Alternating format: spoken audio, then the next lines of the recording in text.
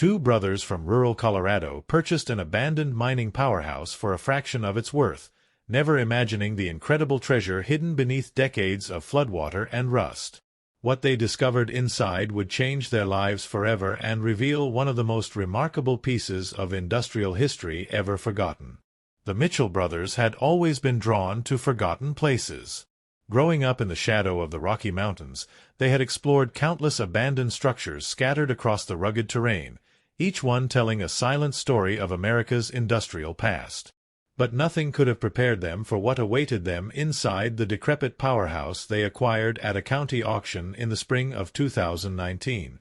The structure stood like a decaying monument at the edge of what had once been the prosperous Silverton mining district. Its red brick walls were stained with decades of weather damage, and several windows had long since shattered, leaving dark rectangular voids that stared out like hollow eyes. The roof sagged dangerously in the middle, and thick vegetation had begun reclaiming the building's perimeter, with vines crawling up the sides and small trees sprouting from cracks in the foundation. Local residents had avoided the place for years, considering it nothing more than a dangerous eyesore destined for eventual demolition. Before we dive deeper into this incredible discovery, if you're enjoying this story of hidden treasures and forgotten history, make sure to hit that subscribe button and ring the bell so you never miss another amazing tale. And for those who want to support the channel and get exclusive behind-the-scenes content, consider becoming a member with super thanks. Your support helps us bring you more incredible stories like this one. Also, drop a comment below and let us know where you're watching from. We love hearing from our global community of adventure enthusiasts. The auction had been sparsely attended, with only a handful of bidders showing any interest in the property. Most were local developers hoping to purchase the land cheaply, tear down the structure, and build something modern in its place. The Mitchell brothers, however, saw something different. They saw potential. They saw history. And most importantly, they saw an opportunity that everyone else had overlooked. The winning bid came in at just under $23,000, a price that seemed reasonable for the 2-acre property, even with the demolition costs that would inevitably be required. The brothers had pooled their savings and taken out a modest loan to make the purchase, betting on their ability to salvage enough architectural elements and scrap metal to at least break even on the investment. Neither of them could have predicted that they had just made the deal of a lifetime. The first challenge they faced was simply gaining access to the interior. The main entrance had been sealed with concrete blocks decades earlier, likely as a safety measure after the mine had closed. Several side doors had rusted completely off their hinges, but the openings had been filled with debris, a combination of fallen bricks, rotted wooden beams, and what appeared to be deliberately placed rubble meant to keep trespassers out. It took them nearly a full day of careful excavation to create an opening large enough to squeeze through. The smell that greeted them was overwhelming, a thick mixture of stagnant water, mildew, and the metallic tang of oxidized iron.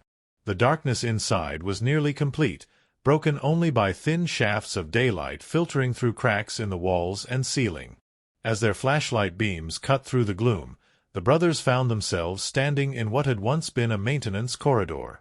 The floor was covered in several inches of dark, murky water that had accumulated over the years from rain seepage and underground springs. Moving deeper into the structure required extreme caution. The flooring was unstable in many areas, with sections that had rotted away completely, revealing dark voids beneath. Old metal pipes hung at odd angles from the ceiling, some broken and jagged, others still somehow clinging to their original mounting points despite decades of neglect. The walls were covered in a thick layer of grime and rust, making it difficult to determine what the space had originally looked like. The powerhouse had been built in 1912 to provide electricity to the extensive network of mines that had operated in the region during the early 20th century. At its peak, the facility had powered not only the mining operations but also the small town that had grown up around them, supplying electricity to hundreds of homes, businesses, and streetlights. The building had been a marvel of engineering for its time, representing a significant investment by the mining company and showcasing the latest advances in electrical generation technology. But by the 1960s, the mines had begun to play out. The richest ore deposits had been exhausted, and the cost of extracting what remained had become prohibitively expensive. One by one, the mining operations shut down, and the workers moved away in search of employment elsewhere. The powerhouse had continued operating for a few years after the mines closed, supplying power to the dwindling town, but eventually, it too had been abandoned in favor of more modern facilities connected to the regional electrical grid. The brothers had done their research before the auction, learning what they could about the facility's history from old newspaper archives and county records. They knew the building had once housed significant electrical equipment, but they assumed that anything of real value would have been removed decades ago during the decommissioning process. Salvageable equipment would have been sold or relocated, and what remained would be nothing more than rusted junk suitable only for scrap metal recycling. The first few rooms they explored seemed to confirm this assumption. They found old offices with collapsed desks and filing cabinets whose contents had long since disintegrated into illegible pulp. A break room still contained the remnants of workers' personal effects, rusted lunch pails, broken coffee mugs, and faded photographs curling at the edges. A locker room revealed rows of metal storage units, most standing open and empty, though a few still contained decaying work clothes and forgotten personal items. As they ventured further into the building, the corridor opened into a larger space that had clearly been a workshop or repair facility. Tool benches lined the walls, their surfaces covered in rust and debris. Overhead, an old chain hoist system still hung from the ceiling beams, its chains frozen solid with corrosion. The floor here was particularly treacherous, with water pooling in deep pockets where the concrete had cracked and settled over the years. It was while navigating this area that they first heard it, a different quality to the echo of their movements, suggesting a much larger open space somewhere ahead. The sound carried a hollow resonance that indicated they were approaching the main generator hall, the heart of the facility where the actual power production had taken place. The doorway leading to the generator hall was massive, easily 12 feet high and proportionally wide, designed to accommodate the movement of large equipment. The heavy metal door had been left standing open, now frozen in place by decades of rust accumulating in its hinges. Beyond it lay darkness so complete that their flashlight beams seemed to be swallowed by it, revealing only hints of what lay within. Stepping through that doorway was like entering a cathedral dedicated to industry. The generator hall was enormous, with a ceiling that soared at least 40 feet overhead. Massive windows along the upper portions of the walls had once allowed natural light to flood the space, but they were now so covered in grime and many so badly damaged that only a dim, filtered illumination made it through. The air here was different, cooler and somehow heavier, as if the weight of all those abandoned years pressed down from above. And there, dominating the center of the hall like some sleeping mechanical giant, sat the generator. Even in its state of neglect, even covered in layers of rust and grime, even partially submerged in standing water that had collected at the lowest point of the tilted floor, the machine was breathtaking. It was far larger than the brothers had imagined possible, stretching nearly 30 feet in length and standing at least 12 feet high at its tallest point. The housing was constructed of thick cast iron and steel, formed into graceful curves and powerful angles that somehow managed to be both massively industrial and oddly beautiful. The brothers stood in stunned silence, their flashlight beams tracing the contours of the massive machine. This was no ordinary generator. This was a piece of engineering history, a remnant from an era when machines were built not just for function but with a sense of permanence and pride in craftsmanship. Every surface showed evidence of careful manufacture, precisely machined flanges, elegant cast iron supports, massive bolts that had been individually forged and fitted. Moving closer, they could make out more details despite the accumulated filth. Brass nameplates and data plates were still affixed to various points on the housing, though the information stamped into them was difficult to read beneath the corrosion. Thick electrical cables, their insulation long since deteriorated, hung like dead vines from connection points on the machine's exterior. Several large flywheel assemblies were visible through openings in the housing, frozen in place but still showing the marks of their original machining. The water surrounding the base of the generator was at least 2 feet deep in the lowest areas, and it was impossible to tell without pumping it out how much of the machine was actually submerged. Dark stains on the walls indicated that the water level had been even higher at various times in the past, possibly during spring floods or periods of particularly heavy rainfall. The fact that the generator had been sitting partially underwater for decades didn't bode well for its condition, but even as a piece of scrap metal, something this size represented significant value. But the brothers were already beginning to suspect this was more than just valuable scrap. As they examined the machine more closely, they started to notice details that suggested something exceptional. The quality of the construction was extraordinary, far beyond what would have been necessary for a simple industrial generator. The casting showed decorative elements, subtle flourishes, and carefully designed profiles that spoke to an era when even utilitarian machines were given aesthetic consideration. The size alone suggested this had been a major installation, probably one of the largest generators operating in the region during its time. They spent the rest of that first day simply documenting what they had found, taking photographs and measurements, trying to decipher the information on the corroded nameplates. The maker's mark was particularly difficult to read, but they eventually made out enough letters to identify the manufacturer. Westinghouse Electric and Manufacturing Company, one of the most prestigious names in American industrial history. That evening, back at their workshop, they began researching in earnest. What they discovered left them almost speechless. The generator wasn't just a relic of industrial history. It was a rare and potentially priceless artifact. Based on the configuration and the partial serial number they had been able to record, the machine appeared to be a Westinghouse Type M vertical shaft generator, one of only a handful ever manufactured in that particular size and configuration. These generators had been custom-built for specific installations, designed to be driven by water turbines in hydroelectric or mine drainage applications.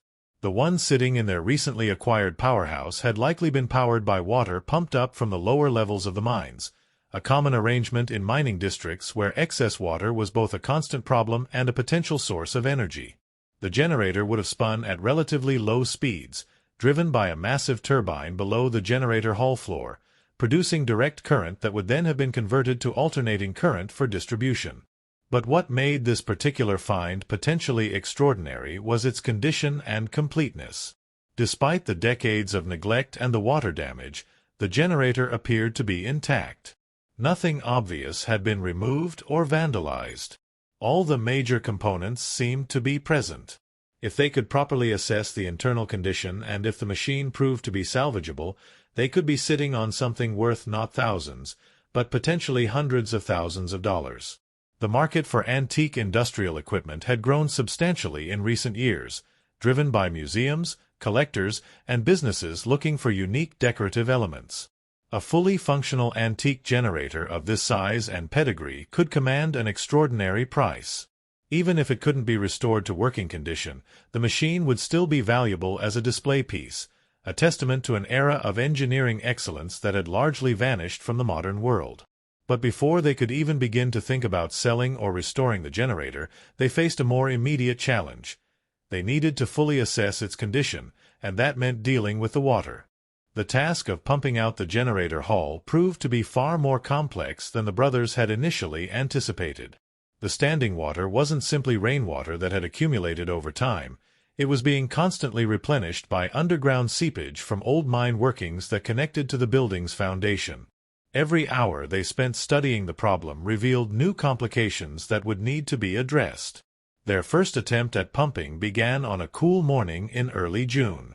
They had rented 2 industrial submersible pumps and several hundred feet of discharge hose, planning to simply remove the water and keep it pumped out long enough to conduct a thorough examination of the generator. The pumps roared to life, and for several hours, the water level slowly dropped, revealing more and more of the generator's base structure. What they saw as the water receded was both encouraging and concerning. The lower portions of the generator housing showed significant rust and corrosion where they had been submerged, but the corrosion appeared to be largely superficial. The main structural elements of cast iron and forged steel seemed solid, showing none of the catastrophic deterioration they had feared. However, several smaller components and fittings that had been underwater showed more severe damage, with some having corroded away completely. The base of the generator sat on a massive concrete foundation that had been precisely leveled and reinforced with embedded steel beams. This foundation remained remarkably solid despite the years of water exposure, a testament to the quality of construction that had gone into the original installation. Anchor bolts as thick as a man's wrist extended up from the concrete, securing the generator to its mounting points with massive nuts that had fused solid with rust but still held firm. As the water level dropped below 3 inches, they discovered something unexpected. The floor of the generator hall featured an elaborate drainage system that had been completely clogged with decades of accumulated sediment. A network of channels had been cut into the concrete floor, all leading to several drain points positioned around the perimeter of the room. These drains had presumably once carried away any water that accumulated in the hall, directing it to discharge points outside the building. If they could clear these drains and restore the system to function, they might be able to keep the hall dry without continuous pumping. But first, they needed to document everything about the generator while they had the opportunity. With the water gone, they could finally examine the machine in detail, and what they found exceeded their most optimistic expectations. The generator was a masterpiece of early 20th century engineering. The main housing was formed from multiple cast iron sections, each precisely machined and fitted together with hand-scraped mating surfaces that would have taken skilled craftsmen days to prepare. The castings themselves showed evidence of the hand-poured manufacturing process, with carefully ground surfaces and beautifully executed core work that created the internal passages for cooling air and lubricating oil. The rotor assembly, visible through inspection ports, appeared to be largely intact. The massive shaft showed some surface rust but no obvious damage. The field coils, wrapped in what had once been silk insulation, showed deterioration from the moisture exposure, but the copper wire itself appeared sound. Most remarkably, someone during the decommissioning had apparently had the foresight to fill the bearing housings with heavy grease, creating a protective seal that had kept water from completely destroying the precision-machined bearing surfaces. The commutator, the critical component that converted the generator's mechanical rotation into electrical output, was partially visible through another access port. This massive assembly of copper segments, each individually insulated and precisely shaped, showed the effects of long exposure to moisture, with green corrosion products coating many surfaces. However, the commutator appeared to be mechanically sound, and the brothers dared to hope that with proper cleaning and refurbishment, it might even be made functional again. Around the generator, they discovered the remnants of the original installation's support equipment. A massive switchboard still hung on one wall, its slate panels holding dozens of knife switches, fuses, and instruments. Many of the brass components had developed a rich patina that actually enhanced their appearance, while the slate panels remained in excellent condition despite the building's deterioration. Nearby, a marble control panel held more switches and a collection of vintage voltmeters and ammeters, their brass cases tarnished but their glass faces still intact. The more they examined, the more excited they became. This wasn't just a generator, it was an entire electrical generation system, complete and essentially intact. With the right expertise and resources, it could potentially be restored, not just as a static display but as a functioning example of early electrical technology.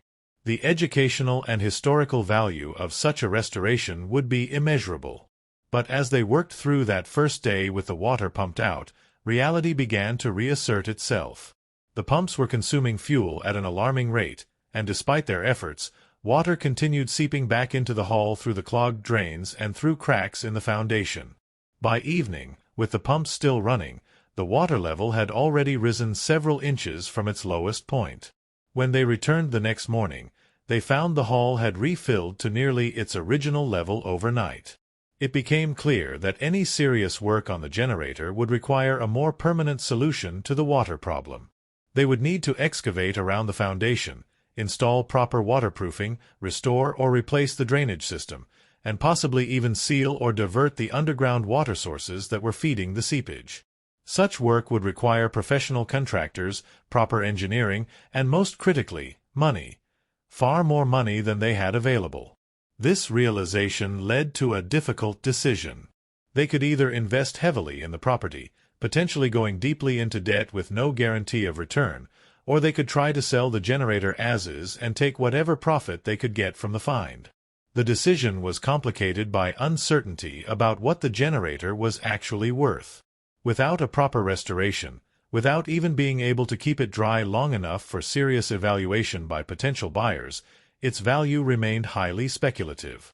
They spent several weeks consulting with experts, reaching out to museums, historical societies, and collectors of industrial antiques. The responses they received were encouraging but mixed. Everyone agreed that the generator was a significant find, a rare example of early electrical generating equipment that had survived largely intact. Several museums expressed interest, but their acquisition budgets were limited, and none were prepared to make an immediate offer. Private collectors were intrigued but wanted extensive documentation and professional assessments before committing to serious negotiations. Meanwhile, the property was costing them money every month in loan payments, insurance, and property taxes. They had both taken time off from their regular jobs to work on the project, depleting their savings faster than planned. The pressure to make a decision was mounting. It was during this period of uncertainty that they received an unexpected email. A collector from Germany who specialized in early electrical equipment had somehow heard about their find through the network of industrial antiquarians they had been consulting. He was interested, very interested. He proposed flying to Colorado to personally inspect the generator, and if it proved to be as described, he was prepared to make a substantial offer on the spot. The brothers agreed, and 3 weeks later found themselves once again pumping out the generator hall, this time preparing for what could be the most important examination the machine would receive. The German collector, whose name was Heinrich, arrived with a team of 3 specialists, an electrical engineer, a historian specializing in early power generation, and a restoration expert who had worked on similar equipment at European museums. The inspection took an entire day. Heinrich's team photographed every inch of the generator, took measurements, examined serial numbers, and even managed to remove several inspection covers to evaluate internal components. They tested the bearing clearances using feeler gauges, examined the condition of the armature winding through borescope inspection, and assessed the state of preservation of various critical components. Their conclusion, delivered the following morning over breakfast at the brothers' modest workshop, was extraordinary. The generator was not just rare, it was potentially unique. While several other generators of similar design had been manufactured by Westinghouse during the same period, this particular unit incorporated several features that suggested it had been a custom installation, possibly a testbed for technologies that Westinghouse had later incorporated into production models. The configuration of the field coils was unusual, the commutator design showed innovative elements, and several components appeared to be one-of-a-kind fabrications. More importantly, Heinrich's restoration expert believed the generator could be restored to working condition. The damage from water exposure, while significant, had affected primarily cosmetic and readily replaceable elements. The core components, the castings, the shaft, the armature, the field poles, all appeared sound. With proper treatment, careful refurbishment, and replacement of damaged auxiliary components, the machine could potentially be made to generate power once again.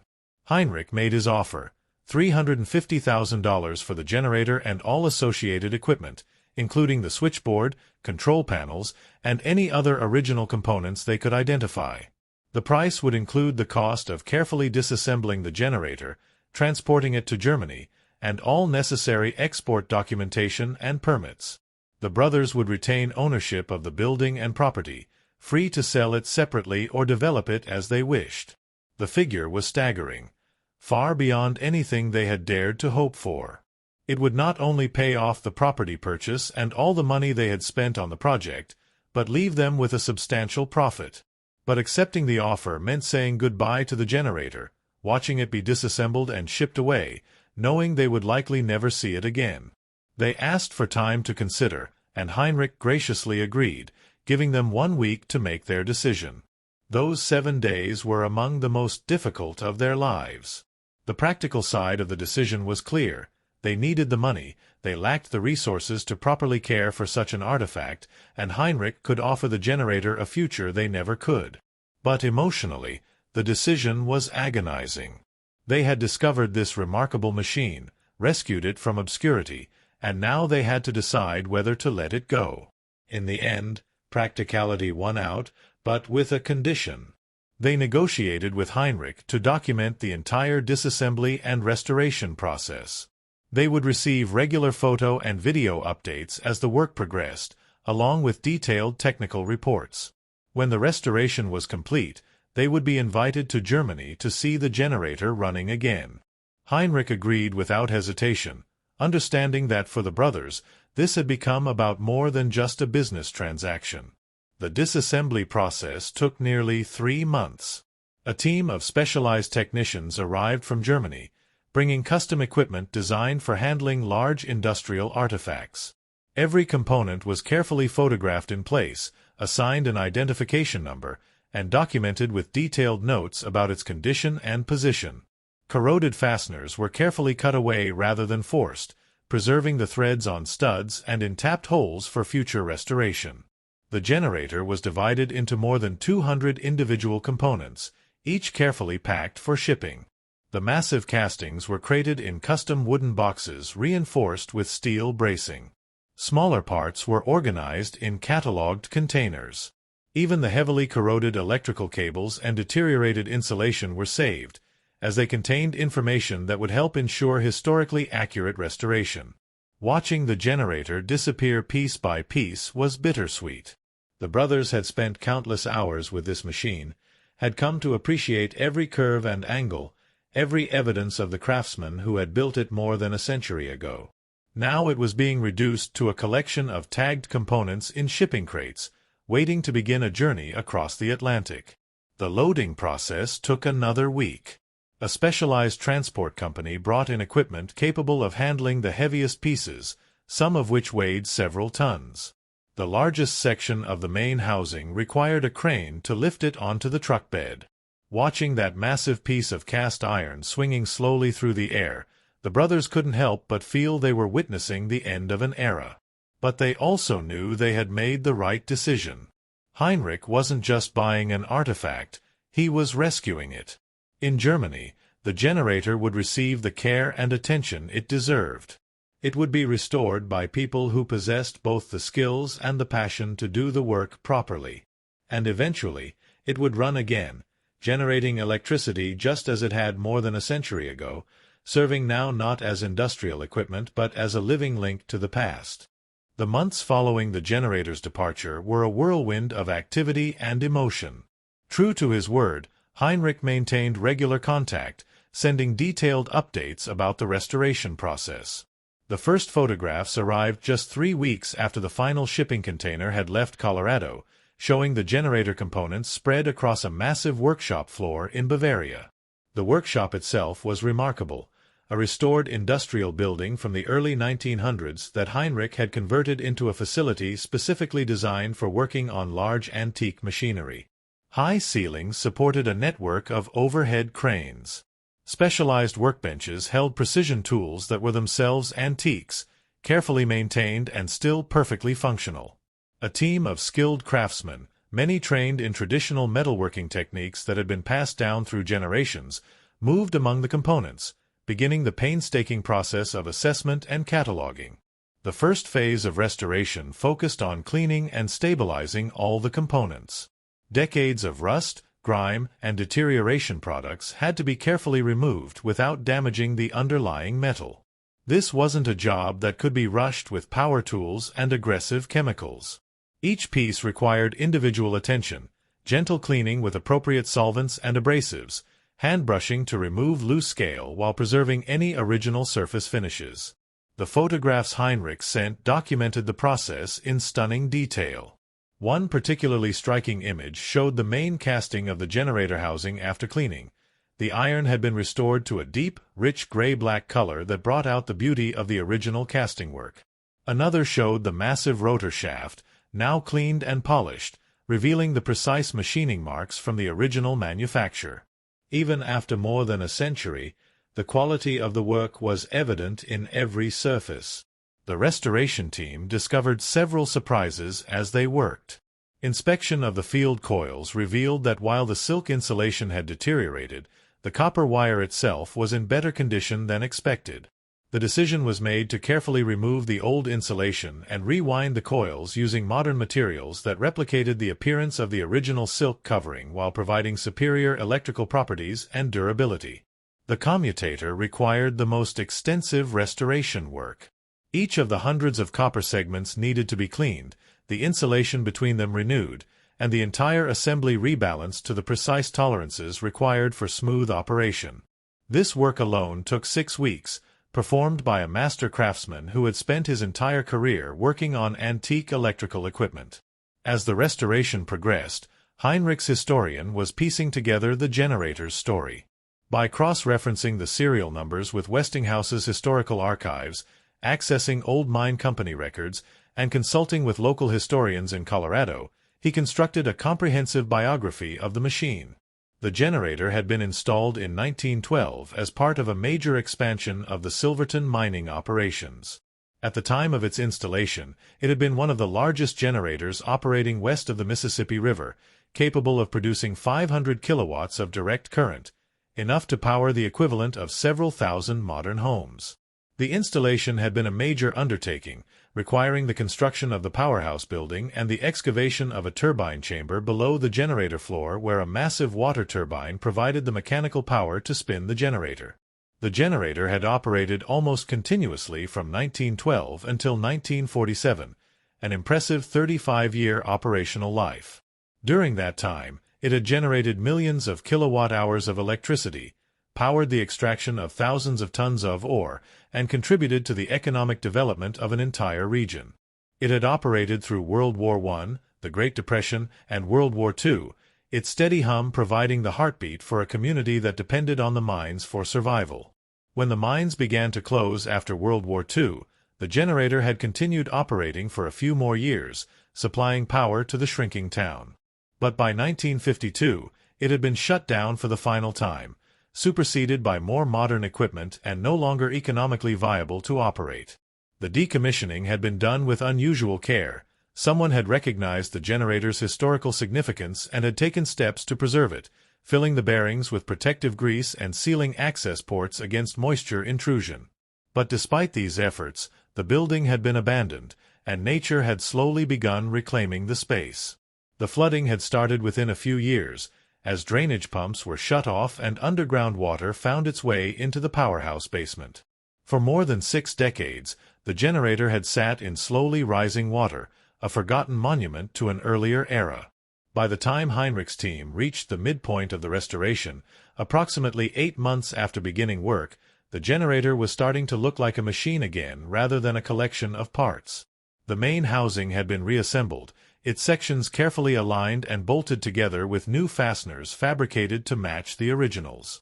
The rotor had been rebalanced and reinstalled. The rewound field coils had been fitted into place, their connections made with hand-soldered joints that replicated 1912 practice. The brothers received an invitation to visit Germany and see the work in progress. The trip was an extraordinary experience. Seeing the generator again, seeing it clean and beautiful and beginning to look like the magnificent machine it had once been, was overwhelming. They spent 3 days in Heinrich's workshop, watching the craftsman work, asking questions, learning about the intricacies of early electrical engineering. Heinrich explained his plans for the completed generator. He was in the process of constructing a small private museum dedicated to the history of electrical power generation. The Westinghouse generator would be the centerpiece of the collection, displayed in a custom-built gallery that would recreate the appearance of the original Powerhouse. But more than just a static display, the generator would be made fully operational, driven by a modern electric motor that would be hidden from view, allowing visitors to see and hear the machine running as it had more than a century ago. The final phase of restoration took another 4 months. The reassembled generator received its finishing touches. Brass nameplates were polished or carefully recreated where originals had been lost, piping and fittings were installed, the control systems were rebuilt using a combination of restored original components and carefully fabricated reproductions. Finally, the entire machine received a protective coating that would preserve the metal while maintaining the appearance of aged industrial equipment. The first test run was scheduled for a day in late summer, 15 months after the generator had left Colorado. Heinrich invited the brothers to attend, along with representatives from several European museums and electrical engineering societies. The event was documented by professional photographers and videographers, capturing what everyone recognized as a historic moment. The generator had been installed in its display gallery, positioned on a recreated foundation that matched the original Colorado Powerhouse. The space had been designed to evoke the industrial cathedral atmosphere of the original setting, with exposed brick walls, high windows, and period-appropriate industrial lighting. But the environment was carefully controlled, maintaining stable temperature and humidity to ensure the generator would be preserved for future generations. When the moment came to start the machine, an unusual silence fell over the assembled group. The motor that would drive the generator began to spin up, slowly accelerating. Through a flexible coupling hidden from view, the motor transmitted power to the generator's shaft. At first, nothing seemed to happen. Then, gradually, the massive rotor began to turn. Faster and faster it spun, building up to operating speed. The sound of the spinning rotor filled the room, a deep, powerful hum that seemed to resonate in their chests. Instruments on the control panel began to register. Voltage buildup started slowly as the residual magnetism in the field poles began to induce current in the armature. Heinrich's electrical engineer adjusted controls, bringing up the field current, strengthening the magnetic field. The voltage rose steadily. Suddenly, at around 500 volts DC, lamps that had been connected to the generator's output flickered and then glowed steadily, their carbon filaments warming to brilliant incandescence. The generator was running. After more than 70 years of silence, after decades of abandonment and near destruction, the machine was generating electricity once again. The accomplishment was more than just technical. It was a resurrection of history, a connection to the craftsman of 1912 who had built this remarkable machine, a vindication of the brothers' decision to preserve rather than simply scrap what they had found. The brothers stood watching the generator run, seeing the massive commutator rotating, the brushes making contact with its segments in showers of tiny sparks, hearing the deep mechanical hum of precision machinery operating exactly as designed more than a century ago. This moment made everything worthwhile. The stress of the auction, the discovery in the flooded powerhouse, the difficult decision to sell, the bittersweet farewell as the machine was disassembled. Heinrich had done more than just restore a machine.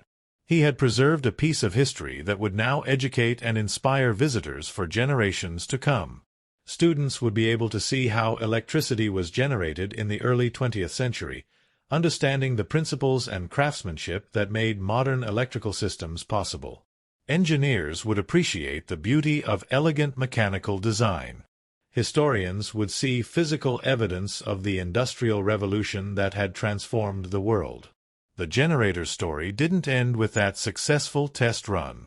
Heinrich documented the entire restoration process in a detailed book that became a standard reference in the field of industrial archaeology. The brothers were credited throughout as the discoverers and preservers of the artifact, their names forever linked to this remarkable machine. Back in Colorado, the brothers had used their profit from the sale to establish a small industrial heritage preservation organization. They worked to identify and document other abandoned industrial sites, helping to ensure that other significant artifacts wouldn't be lost to neglect or demolition. The old powerhouse building itself was carefully stabilized and eventually renovated into a museum dedicated to the region's mining history, with a full-size photograph of the generator displayed prominently along with the story of its discovery and resurrection. The experience had transformed both brothers, giving them a new appreciation for the importance of preservation and the value of industrial heritage. They had learned that sometimes the greatest treasures are hidden in the most unlikely places, waiting for someone with the vision to recognize their worth. As we close this incredible story, we hope you've been as amazed as we were by this journey from a flooded powerhouse to a restored historical treasure.